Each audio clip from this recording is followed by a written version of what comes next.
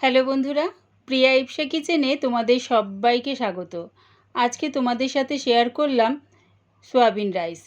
বাড়িতে থাকা কিছু উপকরণ দিয়ে খুব তাড়াতাড়ি এটা হয়ে যায় আর দারুণ খেতে লাগে। তাই এটা তোমরা অফিসের লাঞ্চ বক্সে বা ডিনারে বানিয়ে খেতে পারো। এই সয়াবিন রাইসের সাথে আলাদা করে কোনো রকম তরকারি লাগে না, এটা এমনি এমনিই খাওয়া যায়। তোমরা এটা রায়তা দিয়ে খেতে পারো।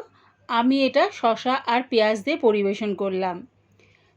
সয়াবিন রাইস করার জন্যে আমি এখানে দেরাদুন চাল নিয়েছি। চালটাকে 3-4 বার জল পাল্টিয়ে ধুয়ে জলের মধ্যে আধ ঘন্টা ভিজিয়ে রেখেছিলাম। এবারে গ্যাসটাকে হাই ফ্লেমে রেখে জল সমেত একটা পাত্র বসিয়ে দিয়েছি। জলটা ফুটে গেছে, চালটার মধ্যে দিয়ে দিলাম হাফ চামচ নুন। নুনটা জলের সাথে ভালো করে মিশিয়ে নিয়ে ভাতটা হওয়ার অপেক্ষায় রইলাম।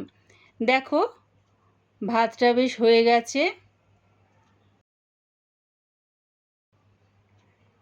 বেশ সেদ্ধ হয়ে গেছে। এবারে এটা নাবিয়ে ফ্যানটা ঝরিয়ে নেব। গ্যাসটাকে হাই ফ্লেমে রেখে কড়ার মধ্যে কিছুটা জল দিয়ে দিয়েছি। জলটা ফুটে যাবার পর সয়াবিন দিয়ে দিলাম সেদ্ধ হওয়ার জন্য। 1 মিনিটের মতন সয়াবিনটাকে গরম জলের সাথে ফুটিয়ে নিলাম। এবারে এটা নাবিয়ে জলটা ছেঁকে নেব।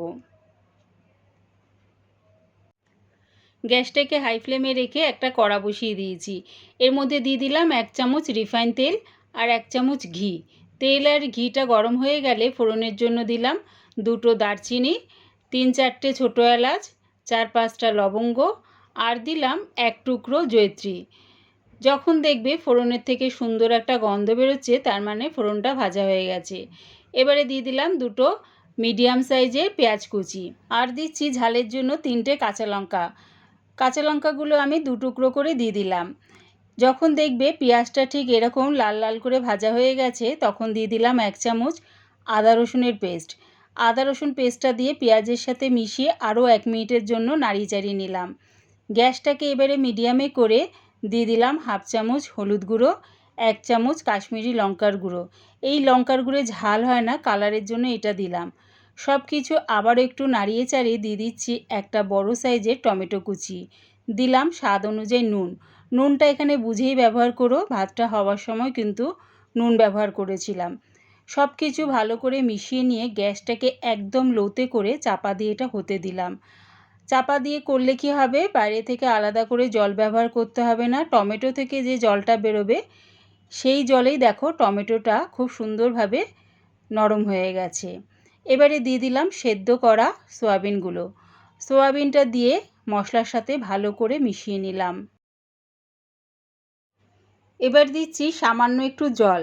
এই সময় একটু জল দিলে কি হবে, সয়াবিনের মধ্যে মশলার স্বাদ আর গন্ধটা খুব সুন্দরভাবে ঢুকে যাবে। তাই জলটা দিয়ে একটু নাড়িয়ে চাড়িয়ে চাপা দিয়ে এটা হতে দিলাম।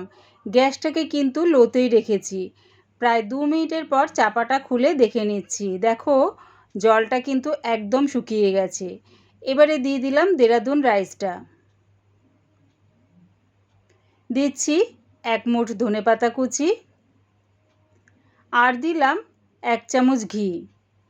এবারে সব কিছু ভালো করে মিশিয়ে নেব। একবার আমার মতন করে এই সয়াবিন রাইস বাড়িতে বানিয়ে দেখো, কেমন হয়েছে কমেন্টের মাধ্যমে জানিও। সয়াবিন রাইসের সাথে আলাদা করে কোনো রকম তরকারি লাগে না, তাই এটা তোমরা অফিসের লাঞ্চ বক্সেও নিয়ে যেতে পারো। রেডি হয়ে গেছে সয়াবিন রাইস। এবারে এটা নামিয়ে নেব। আমার এই সয়াবিন রাইস রেসিপিটা পুরো দেখার জন্যে প্রিয়া ইপসা কিচেনের থেকে তোমাদের সবাইকে অনেক ভালোবাসা রইল।